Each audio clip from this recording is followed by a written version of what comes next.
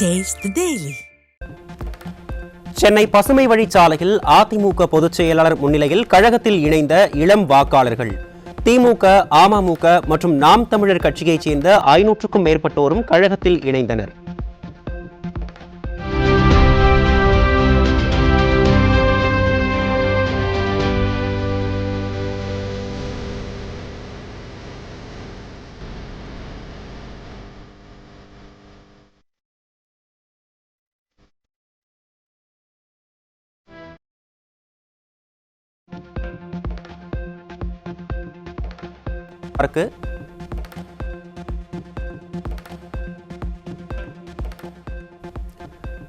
திண்டுக்கல்லில் தனியார் மருத்துவமனையில் ஏற்பட்ட தீ விபத்தில் உயிரிழந்தோர் குடும்பத்தாருக்கு எதிர்க்கட்சித் தலைவர் தனது ஆழ்ந்த இரங்கல்களையும் வருத்தங்களையும் தெரிவித்துள்ளார். தீக்காயங்களுடன் மீட்கப்பட்டுள்ள அனைவருக்கும் உரிய மருத்துவ சிகிச்சை அளித்து அவர்கள் பூரண உடல் நலத்துடன் வீடு திரும்புவதை உறுதி செய்யுமாறு திமுக அரசை எதிர்க்கட்சித் தலைவர் எடப்பாடி கே பழனிசாமி வலியுறுத்தியுள்ளார். திண்டுக்கல் மாவட்டம் ஆயக்குடியில் சுமார் 80க்கும் மேற்பட்ட வீடுகளுக்குள் மழைநீர் புகுந்ததால் மக்கள் வேதனை. ஸ்டாலின் அரசு உடனடியாக மீட்பு மற்றும் நிவாரணப் பணிகளை மேற்கொள்ள வேண்டும் என மக்கள் கோரிக்கை.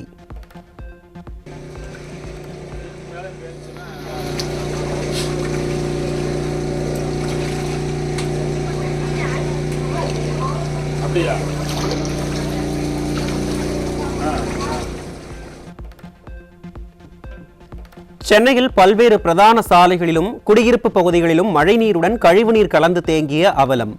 5000 கோடி ரூபாயில் பணிகள் மேற்கொள்ளப்பட்டதாக கூறிய மழைநீர் வடிகால் எங்கே என ஸ்டாலின் அரசுக்கு மக்கள் கேள்வி. இருக்குது எல்லாம் ரொம்ப வழியுது, எதையும் சீர்வு பண்ண மாட்டாங்க. வராங்க, பாக்குறாங்க, சொல்றோம், போறாங்க. சும்மா கடமைக்கு அவங்க விட்டுட்டு ஆளை போன உடனே இவங்க என்ன பண்றாங்க, மூட்டை மூட்டை சும்மா அள்ளன்ற பேருக்கு அந்த எதிர்க்கு மட்டும் அள்ளிட்டு போட்டோ எடுத்துன்னு போயிடுறாங்க. மதுரை மாநகரிலும் சாலைகளை மழைநீர் ஆக்கிரமித்துள்ளதால் வாகன ஓட்டிகள் அவதி. நிர்வாக திறனற்ற ஸ்டாலின் அரசு வானிலை ஆய்வு மையம் எச்சரிக்கை விடுத்தும் முன்னெச்சரிக்கை நடவடிக்கைகளை மேற்கொள்ளவில்லை என மக்கள் குற்றச்சாட்டு.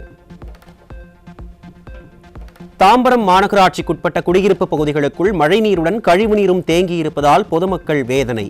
பல வரிகளை வசூலிக்கும் மாநகராட்சி நிர்வாகம் தேங்கிய மழைநீரை வெளியேற்ற உரிய நடவடிக்கைகளை எடுக்கவில்லை என மக்கள் குற்றச்சாட்டு. திருவண்ணாமலை மாவட்டம் வந்தவாசி நகர் பகுதியில் முழங்கால் அளவு மழைநீர் தேங்கியதால் மக்களின் இயல்பு வாழ்க்கை பாதிப்பு. நகராட்சி நிர்வாகம் மழைநீரை வெளியேற்ற முறையான நடவடிக்கைகளை எடுக்கவில்லை என மக்கள் வேதனை.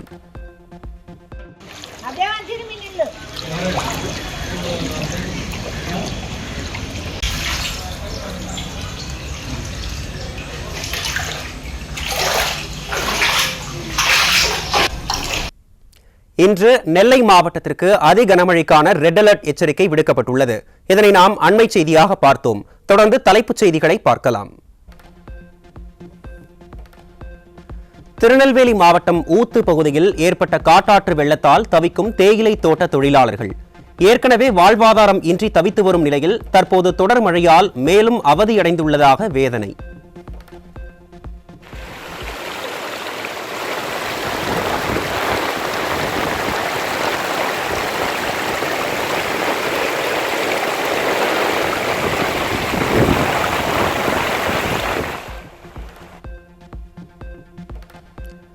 தென்காசி மாவட்டம் சங்கரன் கோவிலில் உள்ள அருள்மிகு சங்கர நாராயண சுவாமி திருக்கோயிலை சூழ்ந்த மழை வெள்ளம். மழைநீரை அகற்ற ஸ்டாலின் அரசு எந்த முயற்சியும் எடுக்கவில்லை என பக்தர்கள் வேதனை.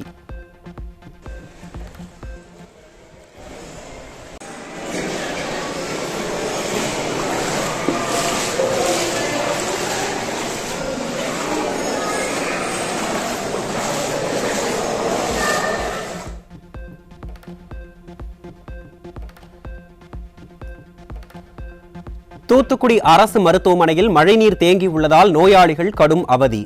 ரெட் அலர்ட் எச்சரிக்கை விடுத்தும் ஸ்டாலின் அரசு முன்னெச்சரிக்கை நடவடிக்கை எடுக்கவில்லை என தூத்துக்குடி மக்கள் வேதனை.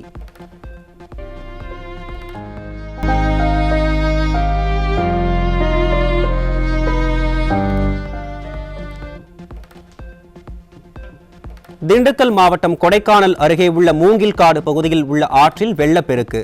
100க்கும் மேற்பட்ட மக்கள் ஆற்றை கடக்க முடியாமல் கடும் அவதி.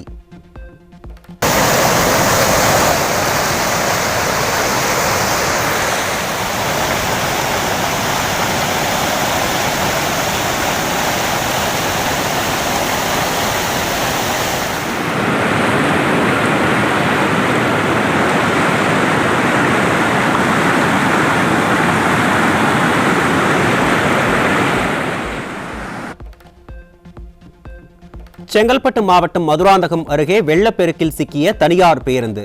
கிளியாற்றில் ஏற்பட்ட வெள்ளப்பெருக்கில் 50 பயணிகள் சிக்கிக் கொண்டதால் பரபரப்பு.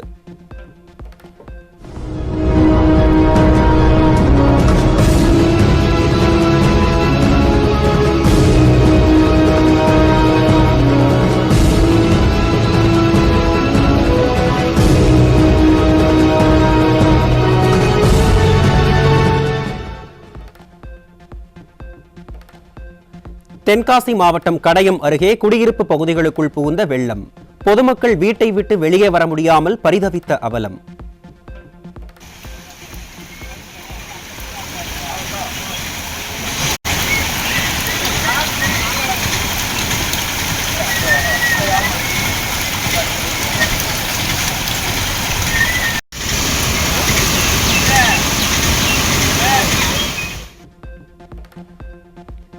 தேனி மாவட்டத்தில் தொடர் மழை காரணமாக பல்வேறு ஆறுகளில் வெள்ளப்பெருக்கு. முல்லை பெரியாறு அணையின் நீர்வரத்து 8 மடங்கு அதிகரித்த நிலையில் வைகை ஆறு, கொட்டக்குடி ஆறுகளில் ஏற்பட்ட வெள்ளப்பெருக்கு.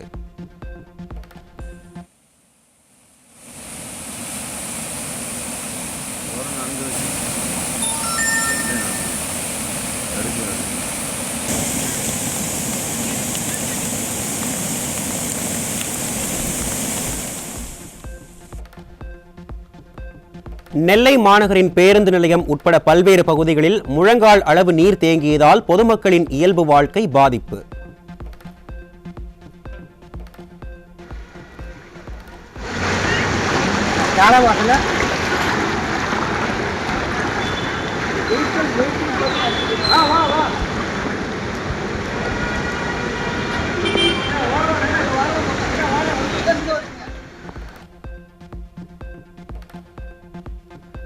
கடந்த முறை ஏற்பட்ட பெருவெள்ளத்தில் இருந்து ஸ்டாலின் அரசு எந்த பாடத்தையும் கற்றுக்கொள்ளவில்லை என மக்கள் வேதனை.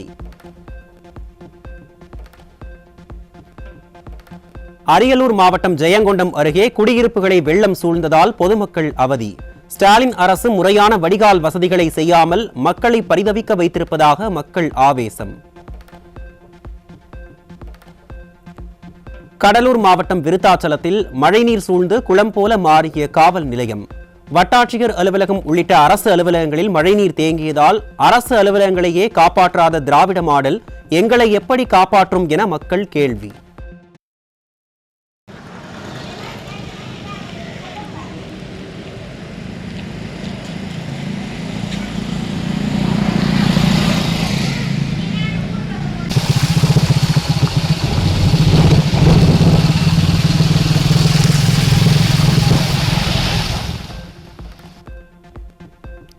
தென்காசி மாவட்டம் கடையம் அருகே காட்டாராய் மாறிய குடியிருப்பு பகுதிகள்.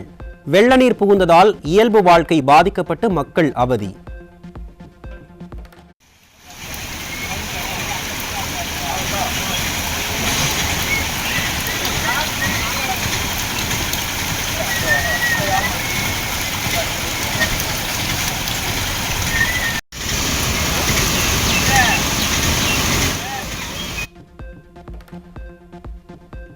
சென்னையை அடுத்த மாங்காடு ஓம் சக்தி நகரில் குடியிருப்புகளை மழைநீர் சூழ்ந்துள்ளதால் வீடுகளை விட்டு வெளியேறும் பொதுமக்கள். நிர்வாக திறனற்ற ஸ்டாலின் அரசு முன்னெச்சரிக்கை நடவடிக்கை எடுக்காததால் உறவினர்களின் வீடுகளில் தஞ்சமடையும் அவலம்.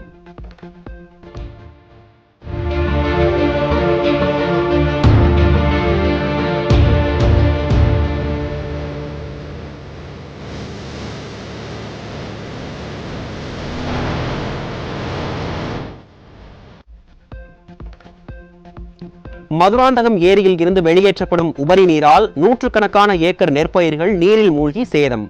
முறையான அறிவிப்பு எதுவும் வெளியிடப்படவில்லை என குற்றம் சாட்டும் விவசாயிகள் கால்நடைகள் வெள்ளத்தில் அடித்துச் செல்லப்பட்டிருப்பதாக வேதனை.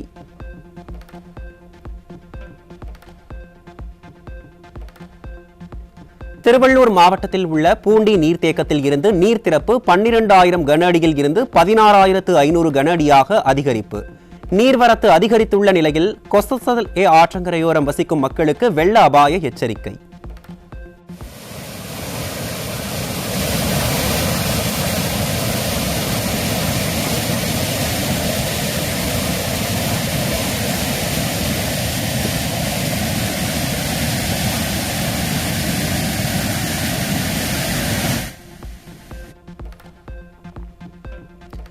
திருப்பத்தூர் மாவட்டம் வாணியம்பாடியில் பள்ளி மாணவிக்கு பாலியல் தொல்லை கொடுத்த இளைஞர் போக்சோவில் சிக்கினார். திமுக ஆட்சியில் பள்ளி மாணவிகளுக்கு பாதுகாப்பில்லா அவலநிலை உள்ளதாக மக்கள் வேதனை. செங்கல்பட்டு மாவட்டம் திருப்போரூர் அருகே மின்சாரம் தாக்கி இருவர் பரிதாபமாக பலி. விவசாய நிலத்தில் வைக்கப்பட்ட மின்கம்பியில் இருந்து மின்சாரம் பாய்ந்ததாக தகவல்.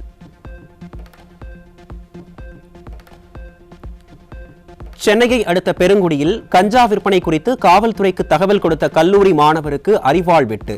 காவல்துறைக்கு தகவல் கொடுத்த நபர் குறித்த தகவல் கஞ்சா விற்பனையாளர்களுக்கு எப்படி கிடைத்தது என பொதுமக்கள் கேள்வி. திருவண்ணாமலை அண்ணாமலையார் கோவிலில் கார்த்திகை தீபத் திருவிழாவின் முக்கிய நிகழ்வான பரணி தீபம் அதிகாலை 3:30 மணியளவில் ஏற்றப்பட்டது. திருவிழா கோலம் பூண்டுள்ள திருவண்ணாமலையில் ஏராளமான பக்தர்கள் சுவாமி தரிசனம் செய்து வருகின்றனர்.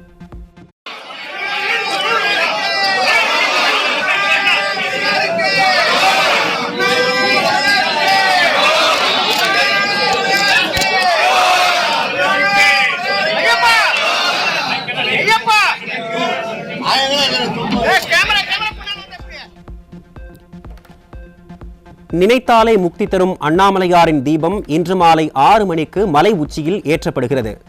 மகா தீப திருவிழாவை காண திருவண்ணாமலையில் குவிந்து வரும் பக்தர்கள். அண்ணாமலை வாழும் சிவமே உந்தன் கமல அருட்பார்வை பார்த்தனை ஆழ்கின்ற வேளையில் உயிரில் உணர்வில் ஆசிரியர் அல்லாத தற்காலிக பணியாளர்களை மட்டும் அவுட் சோர்சிங் அடிப்படையில் நியமிக்க அண்ணா பல்கலைக்கழகம் முடிவு. இந்த முடிவு அதிகார துஷ்பிரயோகத்தை உணர்த்துவதாகவும் இதனால் தேவையற்ற பண விரயம் ஏற்படும் என்றும் ஆசிரியர் சங்கத்தினர் காட்டம். பல்வேறு நிர்வாக கோளாறுகளால் இந்தியா முழுவதும் சுமார் 580 IPS அதிகாரிகளின் பணியிடங்கள் காலியாக இருப்பதாக அதிர்ச்சி தகவல். மைனாரிட்டி பாஜக ஆட்சியில் போதை கலாச்சாரத்தால் இந்தியா சீரழிந்து வரும் நிலையில் காவல்துறை அதிகாரிகளின் பணியிடங்களும் காலியாக இருந்தால் எப்படி சட்டம் ஒழுங்கை பாதுகாக்க முடியும் என மக்கள் கேள்வி.